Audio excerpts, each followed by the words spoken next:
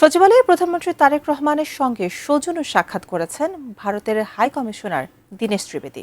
এই মুহূর্তে সচিবালয়ে আছেন আমাদের সহকর্মী আশিকুর রহমান অপু। সাক্ষাতের বিষয়ে বিস্তারিত জানতে সরাসরি যুক্ত হচ্ছে তার সঙ্গে। অপু, ভারতীয় হাই কমিশনারের সাথে যে প্রধানমন্ত্রীর যে সৌজন্য সাক্ষাৎ হয়েছেন সে ব্যাপারে বিস্তারিত আপনার কাছ থেকে জানতে চাচ্ছি।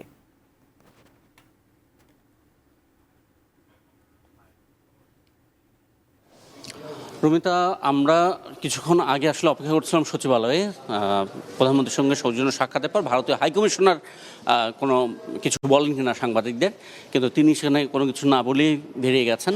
এবং আমরা এখন পর্যন্ত বৈঠক, আজকে যে সৌজন্য সাক্ষাৎ, সেখানে কী কী বিষয় আলোচনা হলো, কোনো কিছু ঠিক হলো কিনা বা আগেও ঠিক হয়ে থাকা কোনো কিছু নিয়ে কথা হলো কিনা সেগুলো জানতে পারিনি। পররাষ্ট্রমন্ত্রী আজকে এই সৌজন্য সাক্ষাৎ সহ ভারতের সঙ্গে সম্পর্কের সার্বিক বিষয় নিয়ে আমাদের সঙ্গে কথা বলতে পারেন এমনটা ধারণা দিয়েছেন।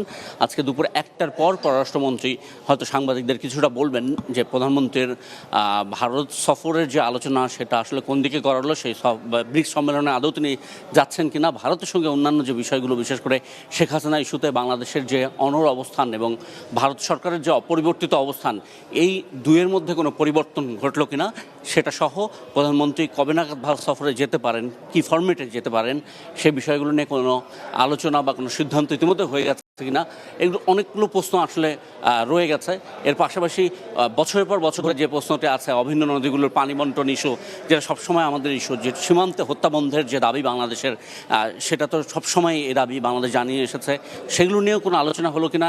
এর পাশে গঙ্গা চুক্তি, যেটির মেয়াদ এই ডিসেম্বরে শেষ হবে, সেটি নবায়নের বিষয়েও কোনো আলোচনা অন্তত প্রাথমিকভাবে হলো কিনা, এই প্রশ্নগুলো আমাদের থাকবে দুপুর 1টার পর পররাষ্ট্রমন্ত্রীকে যদি পাওয়া যায় পররাষ্ট্র মন্ত্রণালয়ে, হয়তো যে আজকে সৌজন্য সাক্ষাতে এসবের ঠিক কী কী নিয়ে কথা হয়েছে এবং কোনো সিদ্ধান্ত বাংলাদেশ ভারত যৌথভাবে নিয়ে ফেলেছে কিনা ইতিমধ্যেই।